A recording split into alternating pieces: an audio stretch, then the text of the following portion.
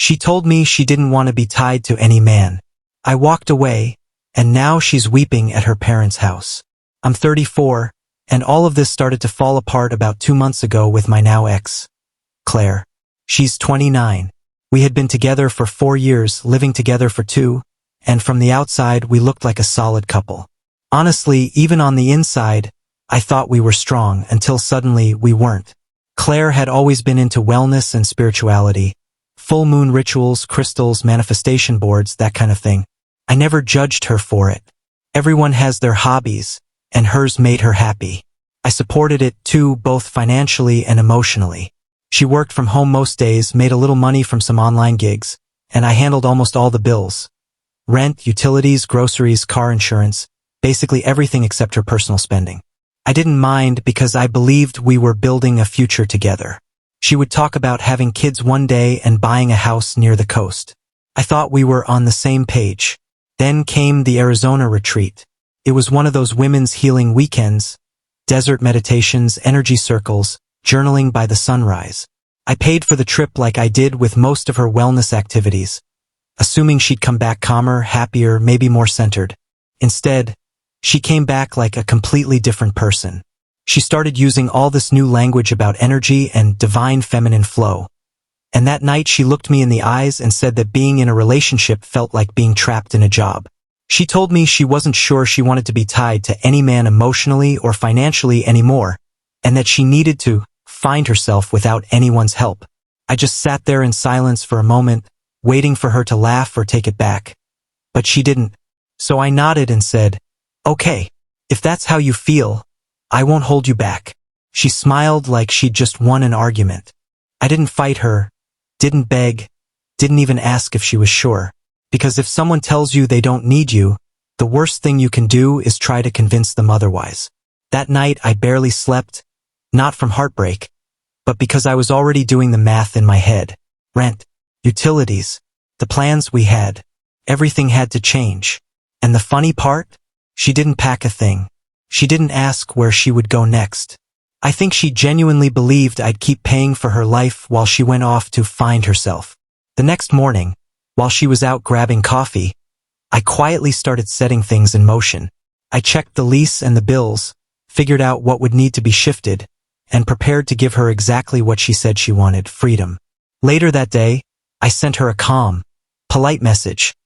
Asterisk, "Hey, I respect your decision and your need for independence. Let me know if you need help transferring anything into your name." Asterisk, she responded with a laughing emoji and said, asterisk, "Haha. Babe, you're being dramatic." Asterisk, I didn't reply. The first flicker of panic from her came when I didn't take the bait. I think part of her genuinely assumed I would keep everything running in the background while she rebranded her life. But the next morning I finished what I started. I updated the lease to remove her as a secondary occupant.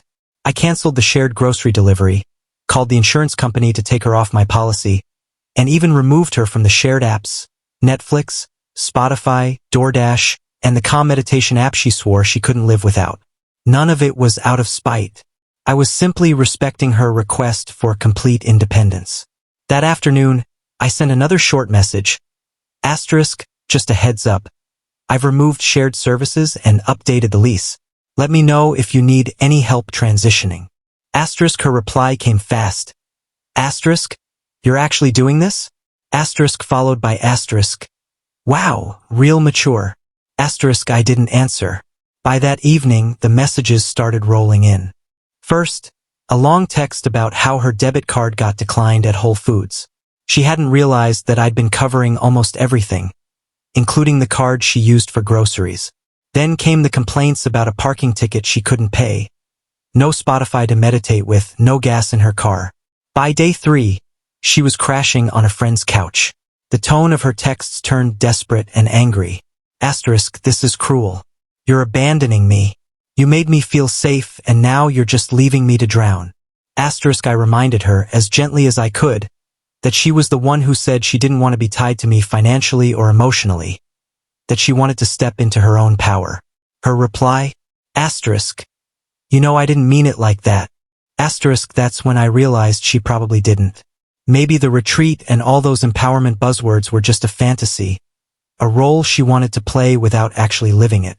But I had taken her at her word, and now the reality of independence was hitting her hard. About a week later, the fallout reached her family. Her mom called me, confused and frustrated, saying Claire needed money for a new apartment deposit and couldn't understand why, since she thought Claire and I were splitting everything 50-50ths. I hesitated before explaining the truth carefully. I had been covering almost all of our living expenses for the past 2 years. Claire had apparently told her family that we were equal partners, hustling together and sharing bills. In reality, her parents had even been sending her $500 a month to stay independent, which she spent on boutique candles and rare crystals she found online. There was a long silence on the phone, and then her mom sighed. We warned her this lifestyle wasn't sustainable. We just hoped she'd figure it out before hitting the ground. After that, I didn't hear from her parents again. Then Claire's friends started messaging me. Some in shock, some trying to mediate. One even asked if I would take her back once she got her head on straight. I didn't know what to say. I wasn't angry anymore. I was just tired. What hurt wasn't the spiritual talk or the breakup. It was realizing how much she had lied to herself and everyone else about what our relationship really was. And still, she hadn't hit bottom. A mutual friend sent me a TikTok she had posted. Claire sitting cross-legged on a cushion, surrounded by candles, soft piano music in the background. The caption said, when your safe space becomes control. When the man who claimed to love you pulls the rug during your awakening. She cried on camera, painting herself as the victim of financial manipulation and abandonment. She didn't mention me by name, but the story was obvious. The internet didn't buy it. Comments like, didn't you say you wanted to be free? And girl, paying your own rent isn't oppression. Flooded in. She deleted the video in less than 24 hours. A few days later, her sister reached out and revealed even more. Claire hadn't had more than 2 paying clients in 6 months. Most of the coaching sessions she bragged about on Instagram were staged. Just her on Zoom with nobody on the other end, or pretending to take notes while watching old webinars. Even the Arizona retreat wasn't some elite wellness event. It was a friend's mom's timeshare dressed up for Instagram photos. The candles, the circles, the healing weekends. All a performance. And yet, I think a part of her truly believed in it, or at least wanted to. Maybe that was the saddest part. Now she's back in Connecticut living with her parents, working part-time at a juice bar. I stumbled on her new Instagram recently, full of quotes like, sometimes people abandon you because they're scared of your power, and you don't need closure from the person who hurt you. Heal without them.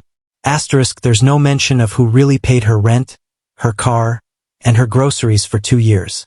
Just filtered selfies, vague captions, and affiliate links for heart chakra oils. Meanwhile, I've moved on. I'm dating someone new, someone independent, grounded, and private. She doesn't talk about independence. She just lives it. She even fights me for the dinner check sometimes.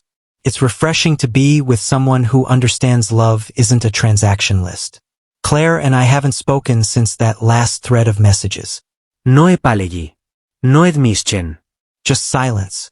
And that's fine. Not every story needs a neat ending. Some closures come without a conversation, only with clarity. Looking back, I don't regret the relationship, but I do regret how long it took me to see that when support isn't returned, it becomes enabling, and when love is one-sided, it becomes a burden. She once said to me, you don't own me just because you pay for things.